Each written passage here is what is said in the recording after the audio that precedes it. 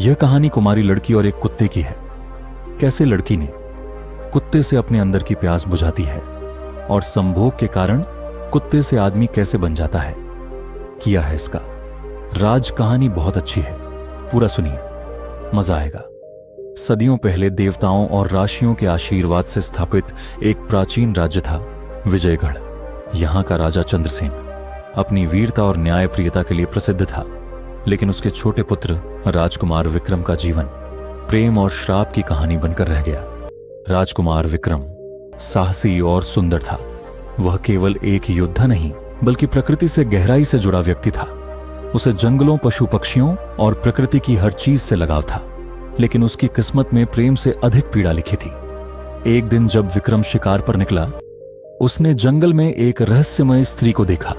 उसकी आंखें गहरी, स्वरमोहक और रूप अद्भुत था।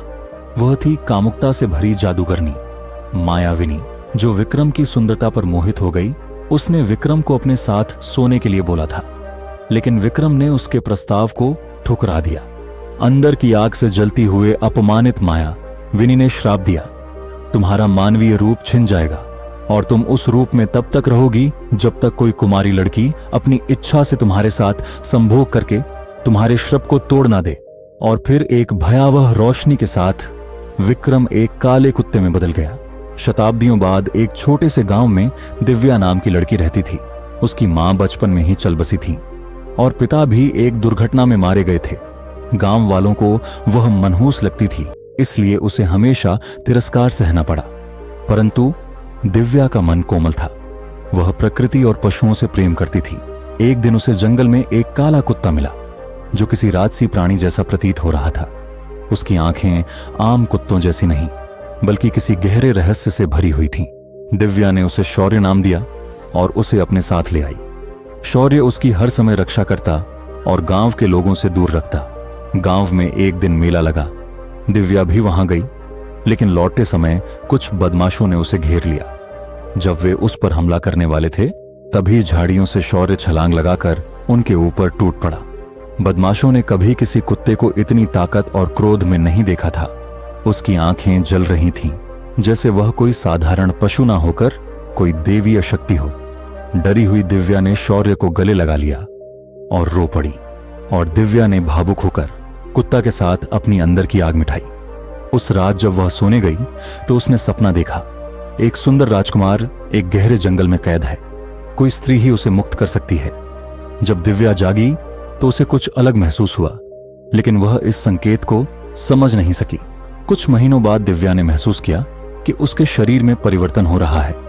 धीरे धीरे उसकी तबीयत बिगड़ने लगी और फिर गांव वालों को पता चला कि वह गर्भवती है। सभी स्तब्ध रह गए। दिव्या ने कभी किसी पुरुष को छुआ तक नहीं था, फिर भी यह चमत्कार कैसे हुआ? गांव वालों ने उसे डायन कहना शुरू कर दिया। वे कहते, यह कोई श्राप है या किसी आत्मा का खेल। लेकिन दिव्या जानती थी कि यह कोई श्राप नहीं, यह दिव्या ने कुत्ता के साथ किया। कर्म का फल है। जब दिव्या का प्रसव समय आया, तो गांव वालों ने उसे बहिष्कृत कर दिया। कोई उसकी सहायता के लिए तैयार नहीं था। दिव्या ने जंगल की शरण ली और वहीं अपने बच्चे को जन्म दिया। जैसे ही बच्चे का जन्म हुआ, जंगल में एक चित्र ऊर्जा फैल गई। हवाएं तेज हो गईं और वातावरण बदलने लगा। तभी शौर्य, जो अब तक केवल एक कुत्ता था, पीड़ा में कराने लगा। उसके शरीर में कंपन हुआ और उसकी आकृति बदलने लगी। कुछ ही क्षणों में वह एक सुंदर और शक्तिशाली योद्धा में बदल गया। उस युवक ने दिव्या को सब कुछ बताया। मैं राजकुमार विक्रम हूं। सैकड़ों वर्षों पहले मुझे एक मायाविनी ने श्राप दिया था। केवल सच्चे प्रेम से यह श्राप टूट सकता था। जब तुमने मुझे अपनाया, मुझसे प्रेम किया और हमारा पुत्र जन्मा, तब मेरा श्राप समाप्त हो गया। दिव्या की आंखों में आंसू आ गए, परंतु विक्रम की आंखों में दर्द था। मेरा समय समाप्त हो रहा है। इस श्राप के टूटने के बाद मैं इस संसार में अधिक समय तक नहीं रह सकता, लेकिन हमारा पुत्र तुम्हारे साथ रहेगा। कुछ ही क्षणों में विक्रम की देह पत्थर की तरह कठोर हो गई और फिर वह राख बनकर हवाओं में विलीन हो गया। दिव्या ने विक्रम की निशानी को गले से लगा लिया। वह जानती थी कि अब उसका जीवन पूरी तरह बदल चुका है। गांव वालों को जब सच्चाई का पता चला, तो उन्होंने दिव्या से क्षमा मांगी, लेकिन दिव्या ने गांव में लौटने से मना कर दिया। वह अपने पुत्र के साथ जंगल में रहने लगी और कहा जाता है कि उसका बेटा असाधारण शक्तियों से संपन्न था। वह जानवरों से बात कर सकता था, से संकेत ले सकता था और भविष्य को देख सकता था। कहा जाता है कि कभी कभी जंगल में एक काले कुत्ते की छाया दिखाई देती है और हवा में एक रहस्यमयी फुसफुसाना देती है। प्रेम कभी नहीं मरता। प्रेम किसी भी श्राप को हरा सकता है। दिव्या अब अकेली नहीं थी। उसके साथ उसका पुत्र अनुज था, जो किसी सामान्य बालक की तरह नहीं था। जैसे जैसे वह बड़ा होता गया, उसकी विशेष शक्तियां उभरने लगीं।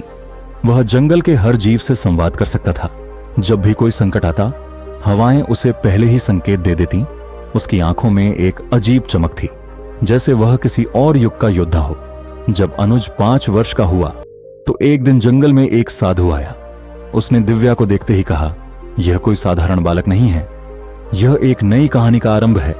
साधु ने अनुज का हाथ देखकर भविष्यवाणी की, एक दिन यह बच्चा अपने पिता की अधूरी लड़ाई लड़ेगा।